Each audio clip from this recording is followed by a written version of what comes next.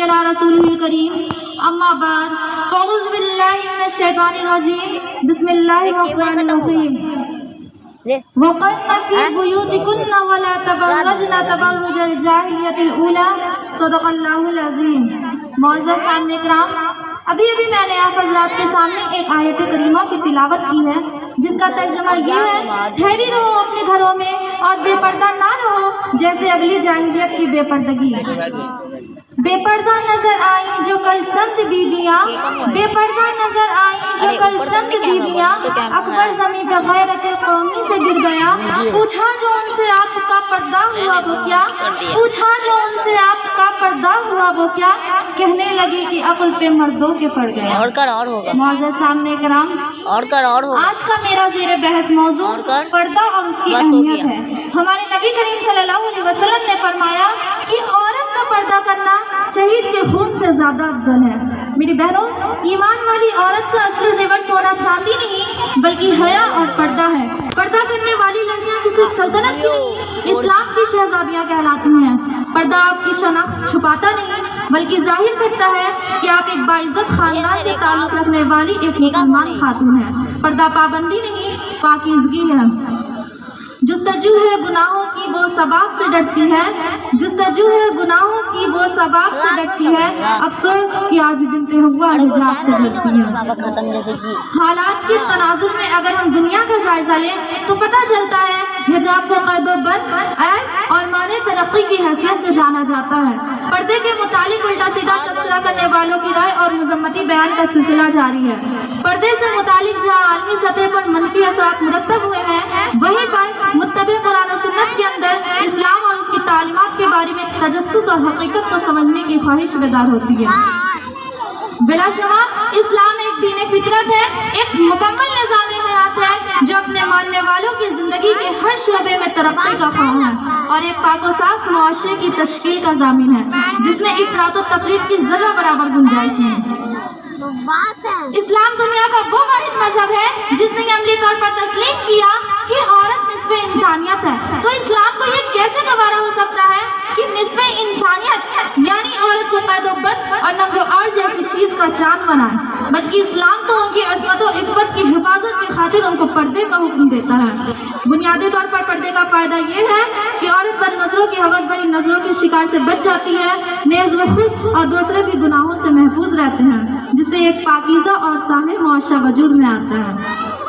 Tirmidhi शरीफ में है, उम्मुल मोमिनीन हज़रत उम्मे सलमा रज़ियल्लाहु तआला अन्हा बयान करती हैं कि वो और आपकी दूसरी ज़ौजा हज़रत मैमूना रज़ियल्लाहु तआला अन्हा आप सल्लल्लाहु अलैहि वसल्लम के पास बैठी हुई थी कि हज़रत इब्न उम्मे मक्तूम रज़ियल्लाहु तआला अन्हा आपके पास आए। ये उस वक्त की बात है जब हमें हिजाब का हुक्म दिया जा चुका था। तो आप हैं ना तो वो हमें देख सकते हैं और ना पहचान सकते हैं। तो आपने फरमाया, क्या तुम दोनों भी नाबीना हो, क्या तुम दोनों भी उसे नहीं देख सकती हो। तिरमिज़ी शरीफ की एक रिवायत है, हज़रत अबू मूसा अशरी रज़ियल्लाहु तआला अन्हु बयान करते हैं कि नबी करीम सल्लल्लाहु अलैहि वसल्लम ने फरमाया कि आँख ज़ानिया है और औरत जब मुअत्तर होकर किसी मजलिस से गुजरती है तो वो ज़ानिया होती है। मुस्लिम शरीफ की एक रिवायत है, हज़रत आयशा सिद्दीक़ा रज़ियल्लाहु तआला अन्हा बयान फरमाती हैं कि अगर रसूल सल्लल्लाहु अलैहि वसल्लम औरतों के इस बनाव श्रृंगार को देख लेते जो अब औरतों ने ईजाद कर लिया है तो उनको मसाजिद में नमाज पढ़ने से इसी तरह मना फरमा देते जैसे बनी इसराइली की औरतों को मसाजिद में नमाज पढ़ने से मना कर दिया गया था। हज़रत अनस इब्न मालिक रज़ियल्लाहु तआला अन्हु फरमाते हैं कि रसूल सल्लल्लाहु अलैहि वसल्लम की खिदमत अक़दस में औरतें हाजिर हुई और अर्ज़ किया, या रसूल अल्लाह, मर्द तो जिहाद फी सबिलिल्लाह के जरिए आगे बढ़ गए हैं, क्या हमारे लिए कोई ऐसा अमल है जिसके जरिए हम मुजाहिदीन की फजीलत को पा सकें। तो आपने फरमाया कि तुम में से जो अपने घरों में बैठे वो अमले मुजाहिदीन फी सबिलिल्लाह का अजर पाएगा। इस पर अल्लामा आलूसी फरमाते हैं कि बेशक औरतों का घरों से निकलना हराम बल्कि गुनाह कबीरा है, जैसा कि ज़ियारत कबूर के लिए जाना जबकि फितना का अंदेशा हो, खुशबू से मुअत्तर होकर और ज़ेवरात से मुज़य्यन होकर निकले तो हराम है, और अगर फितना का अंदेशा ना हो तब भी ममनू है। तो इन रिवायात से बिल्कुल वाज़ेह हो गया कि पर्दा की इस्लाम में क्या अहमियत है और पर्दा ही औरत की इस्मत और इफ़्फ़त का ज़ामिन है। ابو داؤد شریف کی حدیث ہے، حضرت ام خلاد رضی اللہ تعالیٰ عنہ کا بیٹا جنگ میں شہید ہو گیا. آپ ان کے بارے میں معلومات حاصل کرنے کے لیے نقاب ڈالے بارگاہ رسالت میں حاضر ہوئے اور عرض کیا یا رسول اللہ. تو اس پر کسی نے حیرت سے کہا اس وقت پا پڑتا ہے؟ کہنے لگی میں نے بیٹا ضرور کھویا ہے مگر حیا نہیں کھوئی. بخاری شریف کی حدیث ہے، حضرت سیدنا عطا ابن ربا رضی اللہ تعالیٰ عنہ فرماتے ہیں کہ حضرت سیدنا ابن عباس رضی اللہ تعالیٰ عنہ نے مجھ سے فرمایا کیا میں تمہیں جنتی عورت نہ دکھا دوں؟ میں نے عرض کیا کیوں نہیں؟ فرمایا یہ حبشی عورت جنتی ہے.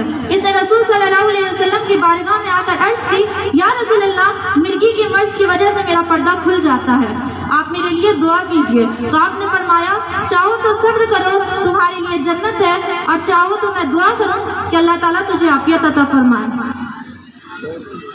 عرض کی کہ میں صبر کروں گی. پھر عرض کی کہ آپ میرے لیے دعا کیجیے کہ باوقت مرغی میرا پردہ نہ کھلا کرے. چنانچہ آپ صلی اللہ علیہ وسلم نے اس کے لیے دعا کر دی. لیکن فی الوقت عورتوں کے سروں سے چادر اتار کر انہیں بے حجاب کرنے کی ناپاک کوششیں کی جا رہی ہیں. سر و حجاب پر پابندی لگا انہیں دلدل میں ڈھکیلنے کی ناپاک سازشیں رچائی جا رہی ہیں. مخالفین سر و حجاب پر کچنے لگا رہے ہیں. لیکن یاد رکھنا جو حضرت فاطمہ الزہرا رضی اللہ تعالیٰ عنہ کی حقیقی کنیز ہوگی اسے دنیا کی کوئی طاقت بے پردہ نہیں کر سکتی، بلکہ پردے کی بنیاد پر اس کا مقام و مرتبہ بلند ہو جائے گا.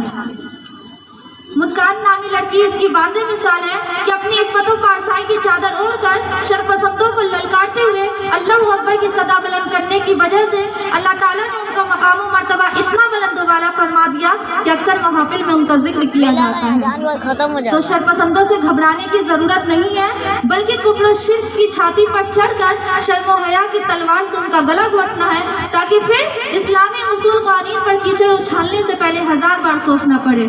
یہ سنگ گرا جو حائل ہے رستے سے ہٹا کر دم لیں گے، یہ سنگ گرا جو حائل ہے رستے سے ہٹا کر دم لیں گے، ہم پھول بھی ہیں تلوار بھی ہے باطل کو مٹا کر دم لیں گے. اس دعا کے ساتھ آپ سب سے اجازت چاہوں گی کہ اللہ پاک ہم تمام مسلمان بہنوں کو پردہ کا اہتمام کرنے کی توفیق عطا فرمائے. آمین ثم آمین. وما علینا الا البلاغ.